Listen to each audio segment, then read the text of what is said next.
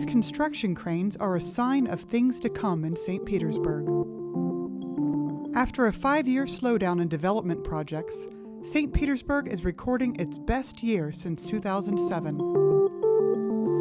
In the first half of the 2013 fiscal year, the city has permitted more than $288 million in new construction projects. With 6 more months to go, St. Petersburg has already exceeded the amount of new construction projects in 2011 and 2010. As with recent years, downtown St. Petersburg is leading the 2013 building boom, with housing units, hotels, restaurants, and retail projects taking shape. The new Birchwood on Beach Drive breathes new life into the 89-year-old Spanish Mission-style Grail Hotel, once home to former Mayor Al Lang.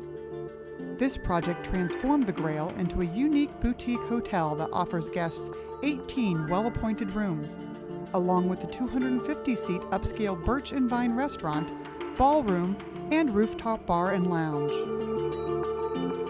When the design team first came together and we put our ideas down on paper in just sketch form, Rick Dunn at the building department couldn't have been any more accommodating with us and offered to sit down in a conference room with all the various components of his team: electrical, mechanical, fire, building. And we went through our ideas. They told us things we should be aware of, things that were going to work, things that weren't going to work. They gave us the rules very spelled out very clearly, but they did so in a very friendly manner. It was just a team approach. Yeah, I was born in St. Petersburg, and so this is, where our family is. This is our community. And it's changed so much. When I went away to college and I went out in California, people were like, "You're from St. Petersburg?" They had a different feel of what St. Petersburg was, and I think it has changed. To meet the increasing demand for downtown hotel rooms, another new hotel is also taking shape: Staybridge Suites, developed by Minna Development. It's an $18 million, 120-room extended stay hotel at I-175 and Dr. Martin Luther King Jr. Street South. The property is ideally situated to serve the Medical District, USF St. Petersburg, and Tropicana Field, and will also offer 2,000 square feet of meeting space. Closer to the waterfront, a city landmark getting a new look is the former Baywalk Entertainment Complex. The Bill Edwards Group is in the midst of a sweeping rehab and addition to the 2-story commercial restaurant and retail complex, soon to open as the Shops at St. Pete. And a relatively new ingredient in the mix that downtown St. Petersburg has to offer, developers are bringing forward 3 different microbreweries in the city: Cycle Brewing on Central and St. Pete Brew and Green Bench Brewing on 1st Avenue North. And in Midtown, the famous Sylvia's Soul Food restaurant from Harlem in New York City has broken ground on their new restaurant and banquet center in the historic Manhattan Casino. Well, this is really an ideal project. I mean, it combines the bringing a Sylvia's restaurant, which is a 51-year-old tradition in Harlem, a soul food restaurant that it just is all about family and community, to the Manhattan Casino, which was a historic landmark in St. Petersburg. It was really such a social center for this community for so long, and the combination of those 2 elements is so rich in terms of opportunities from a design point of view. It gives us the idea of playing off food, music, community, history, and all of those are the kind of elements that we've tried to bring together in terms of design inspirations.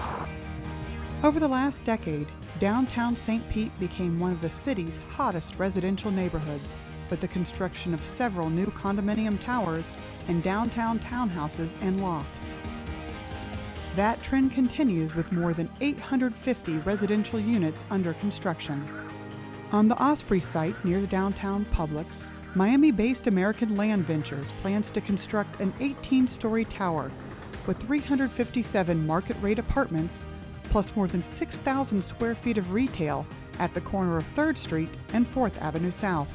Nearby, the Urban Edge is a 5-story, 120-unit apartment building that will also have street-level commercial space and a blend of market-rate units with affordable units for the elderly. It will provide new housing options for faculty and staff at the nearby University of South Florida, St. Petersburg. Another project, Campbell Landings, will also serve those 55 and older with 96 new apartments near the Bayfront Medical Complex at 365 6th Street South. The $18 million development will be Florida Green certified and features a U-shaped building with a pleasant interior courtyard and even an urban vegetable garden for residents. Just south of Central on 3rd Avenue, the Cleveland-based NRP Group is developing a 4-story, 325 apartment, $55 million building for upscale renters called Soul. The Bayway Apartments at 235 3rd Avenue North will be an 8-story contemporary-style apartment building with 309 market-rate units, interior parking, a courtyard and pool across from the Hotel Indigo.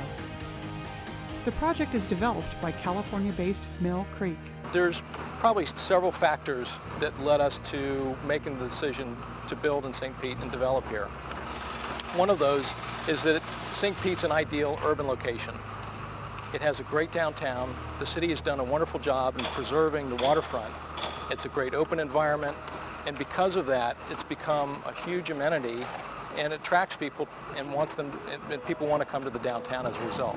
In addition to the residential construction underway, new bank buildings are also sprouting up, such as this new Regions Bank on a key corner of downtown at Central Avenue and 5th Street, and Chase Bank, located along downtown's 4th Street entryway. But downtown isn't the only place where building booms in St. Petersburg. On Snell Isle, the Water Club is taking shape, where developers plan 84 waterfront condominiums and 2 9-story towers and 11 street-level townhomes. At Westminster Shores, construction continues on the new Little Bayou, a 5-story multifamily building for seniors. St. Petersburg's Gateway region is also seeing a great number of business developments, as well as new retail and apartment projects.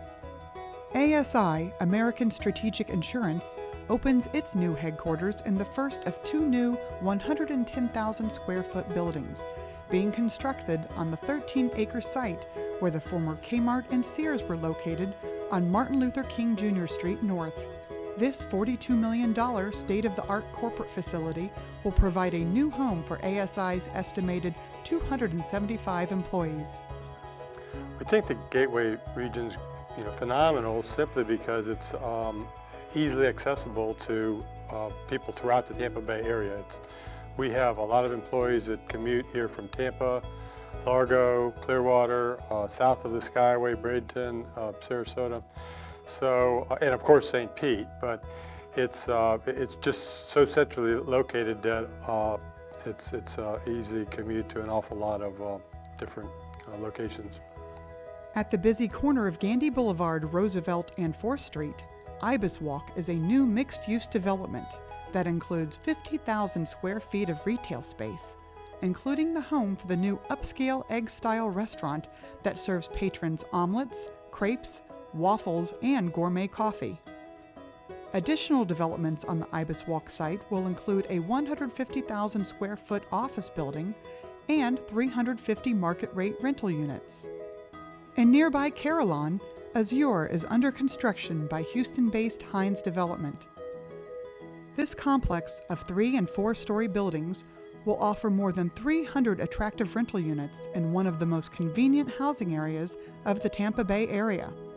Just down the street, the Elan development is also under construction, which will usher in an additional 240 market-rate apartments.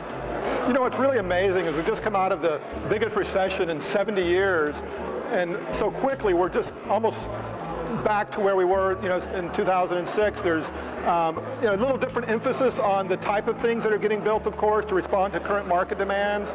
A lot more rental housing and less, condominium or for sale. But in downtown right now, there's, I think, almost 1,000 apartments under construction, 5 different projects, and there's another 2 or 3 projects with another 400 or 500 units that are in the pipeline. So in a couple of years from now, we're going to see like 2,000 or 3,000 more additional residents downtown. You think it's bustling now? Just wait. But in conjunction with that, and already in anticipation, I think, of those residents, we're seeing new restaurants, we're seeing, new offices. The Regions Bank is just building a new headquarters on Central and 5th. it's just really exciting right now with all that's happening.